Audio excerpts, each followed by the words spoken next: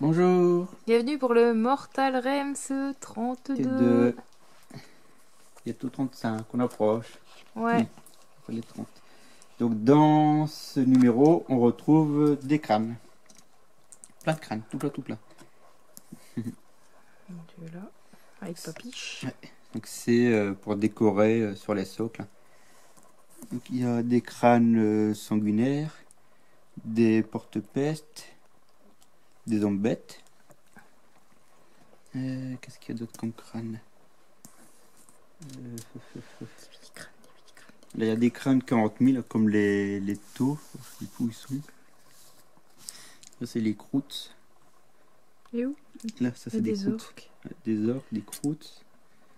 Je crois que ça doit être des généstellaires. Ouais, on dirait. Et à un moment, il y a des taux. Je ne sais plus C'est trop pas ce qu'ils ceux-là sont.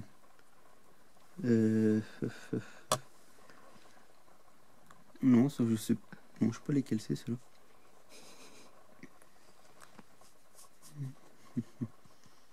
Enfin bref. Enfin bref, comme tu dis. Je sais plus où ils sont. Il me semble qu'il y en avait une qui est sur celui-là, peut-être. Non, bon. Enfin bref. Et puis ils sont partis trop tôt, les taux. Donc les crânes, hein, peindre les socles. Donc ça pour les figurines qui ont déjà des socles personnalisés, comment dire, des socles sculptés. Et les règles de base de l'attaque. Un chapitre sur les Templars stellaires. Donc les Templiers stellaires, hein, ceux en mauve. Pour ça, c'est la neige du coup. Donc ça, c'est voilà, le petit topo du coup sur leur armée. Les chambres de renom, les personnages spéciaux, les spécialités. On continue toujours avec les chambres de l'orage. Je sais plus à combien on arrive. On doit arriver à la partie 4 ou 5. Mais c'est toujours la continuité, la description des personnages. Leur héraldique, donc la couleur, aussi bien pour quelqu'un monté qu'à pied. L'avant-garde, les tueurs de monstres, les échures polaires à l'envers. Les urges, l'ours blanc. Ustrich, ouais, eux ils vénèrent aussi Sigmar, mais ils ont aussi une autre divinité, c'est l'ours blanc. Donc ils ont deux divinités, on va dire. Ensuite, un article, donc la 4e partie sur les hantes-nuits. Hein.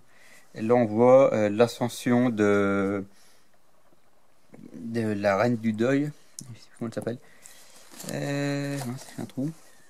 Dame Hollander, voilà. On voit du coup qu'elle se présente devant Sigmar et c'est là qu'il lui donne en fait un peu de pouvoir et qu'elle se transforme en Mortarque du deuil. Et donc elle devient la grande chef des hantes-nuits en fait. Quand on voit la taille de Nagash comparée à son Mortarque, ça fait pitch, ouais. Donc, un petit topo sur le nécroséisme. Sur les cheveux des suaires, le nécroséisme. Je crois que c'est pas des scavens qu'on voit là. Ouais. Ah, si. Parce que bien sûr, hein, les scavens ils aiment bien faire un petit peu de bazar. Et Nagash, quand il a voulu faire le grand sort du nécroséisme, bah, les scavens ils ont débarqué, ils ont foutu un petit peu le boxon et du coup il n'y a rien qui a été. Comme à chaque fois que les scavens y font. Ça va, Pouche? Ça va? Non, ça a l'air d'aller. Je voudrais pas la réveiller. Ensuite, un article sur Slanesh, le prince noir. Donc Slanesh qui avait été capturé par les divinités elfiques qui emprisonné. Et là, il essaie de se libérer.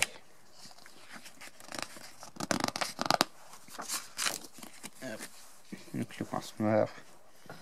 La capture ici, c'est un petit topo sur sa capture. Et du coup, le principal rivaux, c'est Korn. Slanesh, le rivaux, le Tsench, le rivaux, c'est Nargle. Et là, le rivaux, c'est Korn. Enfin, ils sont tous les 4 rivaux de toute manière. Ça va, il n'est pas trop lourd là, pour les photos? Ça va. Moi, je suis en train de dormir. Comment ne pas pouvoir dormir avec les gros pâtés là? Pour lécher, là. Carrément ces gros lards là. Et les îles fous, aller où elle monter sur le meuble. Voilà. Ils pleurent pas, ils sont un petit pour lécher, ils se font pas mal, tu sais. Donc la pâture des socles qui sont en 3D, enfin les socles personnalisés, les socles sculptés, ce que je cherchais. Donc là on voit du coup comment on les peint. Donc ce qui est pratique, c'est qu'on peut retirer les figurines pour peindre ces socles là, comme c'est des socles pour figurines à clipser. On continue. Donc je vais un peu plus vite, hein, j'explique pas les chats, les machins, les soucis. Force en a d'autres vues. Et c'est donc à la fin ce que ça donne. Donc sur les séquitors, les castigators, les évocators, la baliste, et donc les deux artisans, enfin les deux artilleurs, la reine des ronces et ces sept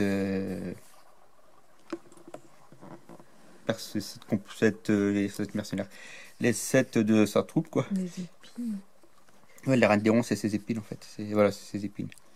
Les rôdeurs, donc les 3 rôdeurs, les 3 banshees et les 2 écumeurs à fois lame, qui sont tous des socles sculptés. Par la suite, il me semble qu'on aura encore 2-3 figurines de socles sculptés. Une sûre, et d'autres je ne sais plus. Donc la règle des attaques, comment on fait une attaque. Donc là on rentre vraiment du coup dans les règles proprement dit. Hein. On avait les parties du tutoriel et là on a les approfondissements de règles. Donc l'attaque, le tutoriel ici, on a un petit tuto. Donc on peut très bien prendre les figurines, les poser sur le décor, hein, puis s'entraîner à faire les attaques avec les couvertures, les obstacles. Hein, comment on voit les obstacles. Eux, ils sont couverts en dessous par rapport aux qui sont dessus. Ouais. Ici, quand il y a plusieurs figurines qui s'affrontent entre elles, comme ça se passe. Et les attaques et les blessures, comment on répartit les attaques et blessures. Le scénario, les graines âmes, donc en fait c'est pour les graines âmes, c'est pour les sylvanettes, les hommes des bois quoi. Les elfes du bois. Le scénario, les deux camps qui s'affrontent, hein, les Antenus et les éternels. Dans le prochain conquest, donc le 33, un pot de pâture donc pour la texture, c'est du technical, et une